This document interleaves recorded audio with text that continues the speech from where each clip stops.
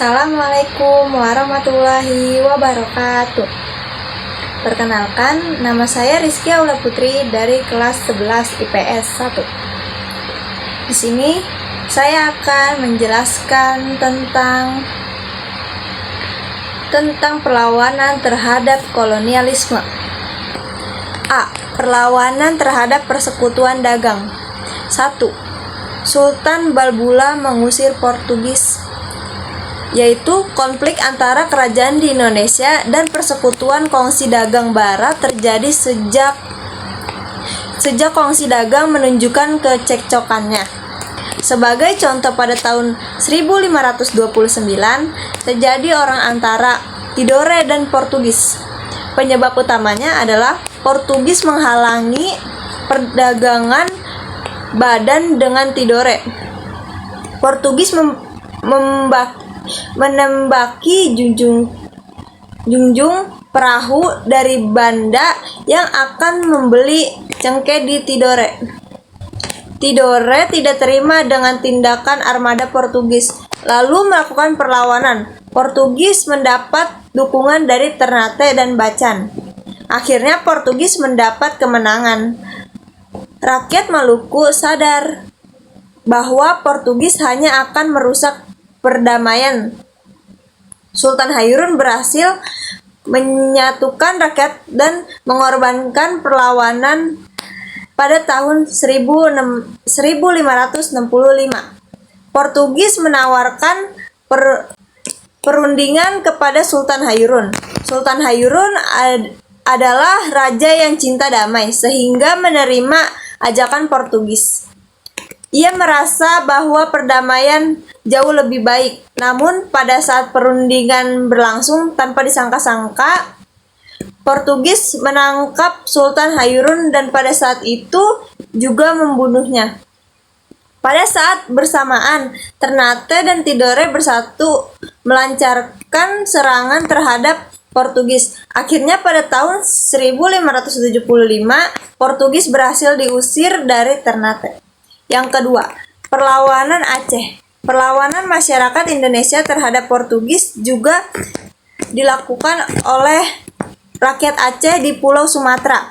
Pada saat pemerintah Sultan Iskandar Muda 1607 sampai 1639, armada Aceh telah dipersiapkan untuk menyerang pasukan Portugis di Malaka.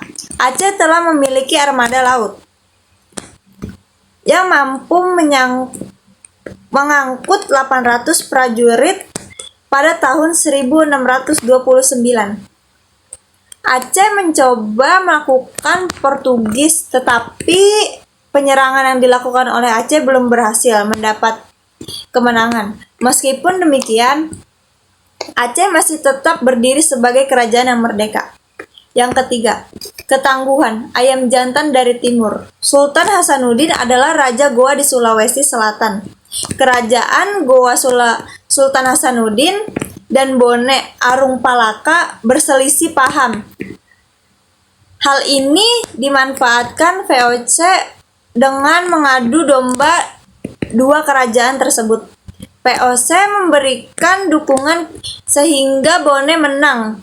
Saat perang melawan Goa tahun 1666, Sultan Hasanuddin dipaksa mendatangi Perjanjian Bogaya pada 18 November 1667.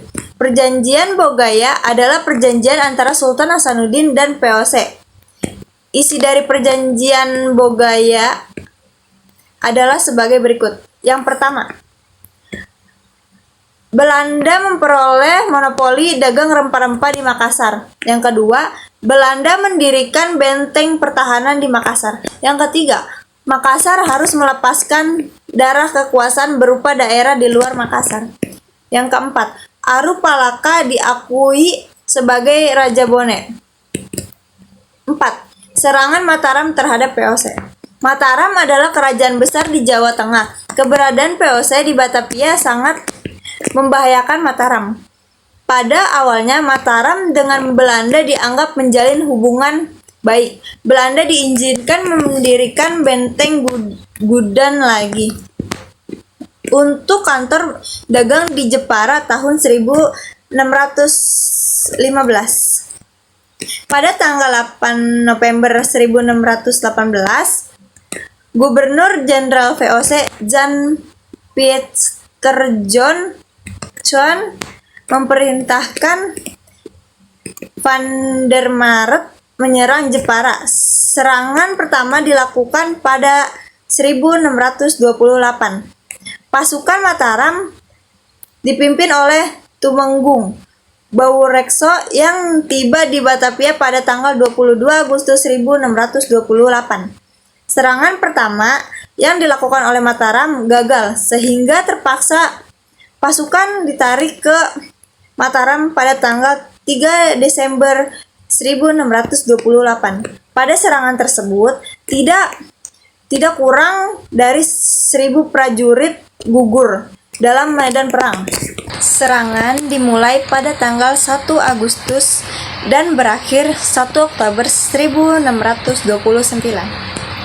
Namun, serangan kedua ini pun gagal karena faktor kelemahan yang sama.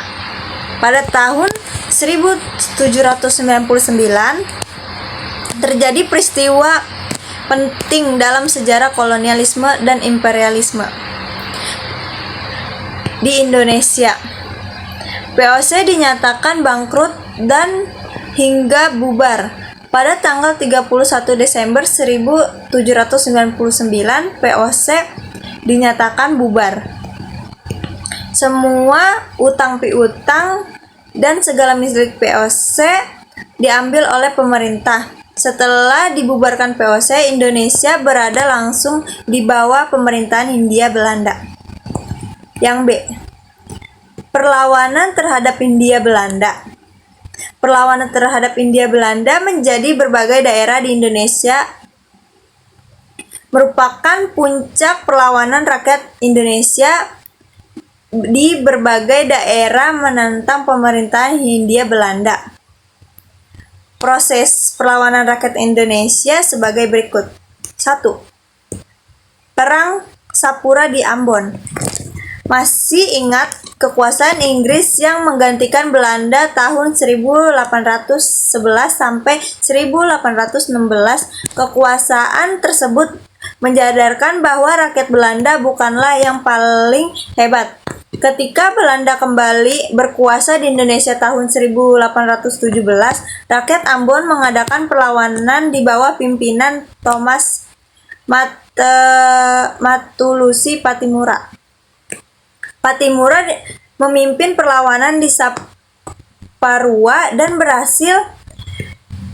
berhasil merebut benteng Belanda, membunuh presiden wanita bernama Christina Marta Tiabahu yang merupakan putri tunggal dari Paulus Tiabahu yang merupakan teman dari Kapten Patimura. Yang kedua, Perang Padri di Sumatera Barat 1821 sampai 1838. Perlawanan kaum Padri dengan sasaran utama Belanda meletus di tahun 1821. Kaum Padri yang dipimpin oleh Tuanku Imam Bonjol, M. Syahab, Tuanku Nen Cerdik, Tuanku Tambusari, dan Tuanku Nan Alahan. Perlawanan kaum Padri berhasil membuat Belanda menghadapi perangan di Ponorogo 1825 sampai 1830.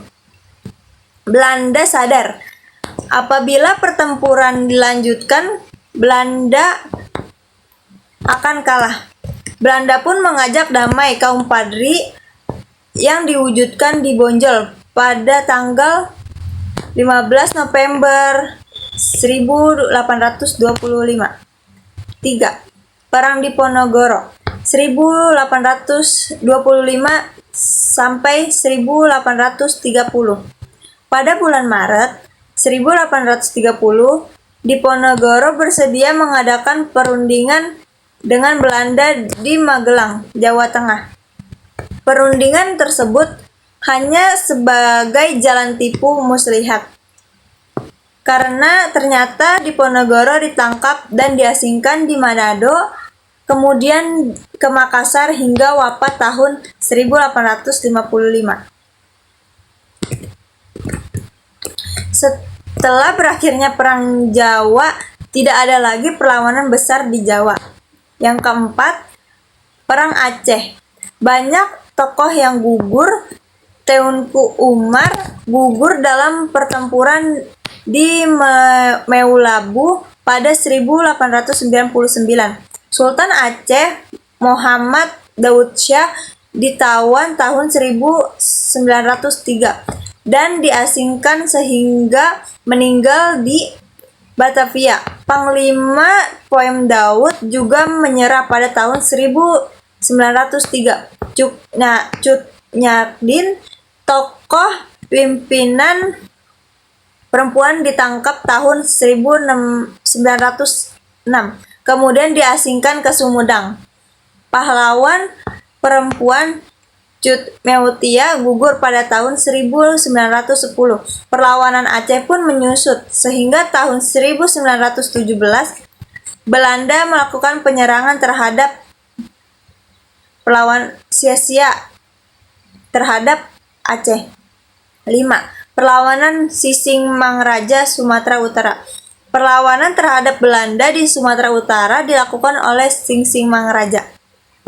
Perlawanan ini juga dinamakan Perang Batak. Belanda menarik pasukan dari Aceh. Pasukan Sising Mangraja dapat dikalahkan oleh Kapten Christconvel, berhasil mengepung benteng terakhir Sising Mangraja di Pakpak. Kedua putra beliau, Patuan Nagari dan Patuan Anggi, ikut gugur sehingga Papanuli dikuasai Belanda. 6. Perang Banjar. Perang Banjar berawal dari ketika Belanda campur tangan dalam urusan penggantian raja dari kerajaan Banjarmasin. Perlawanan dilakukan oleh Prabu Anim dan Pangeran Hidayat pada tahun 1859. Perang Antasari memimpin perlawanan setelah Prabu Anom ditangkap Belanda. Pasukan Pangeran Antasari berhasil didesak.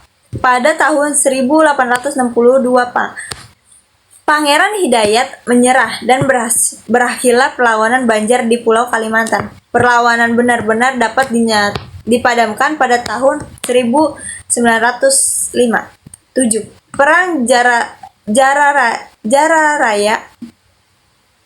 Jarajaya di Bali. Perang Jagara berawal ketika Belanda dan Kerajaan Tarung menyatakan bahwa setiap kapal kandas di perairan Bali menjadi hak penguasa di daerah tersebut.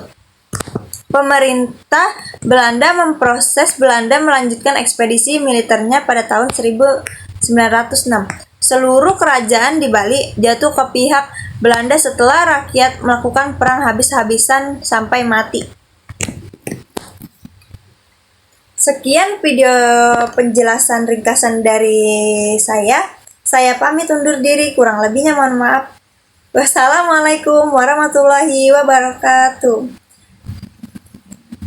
Terima kasih.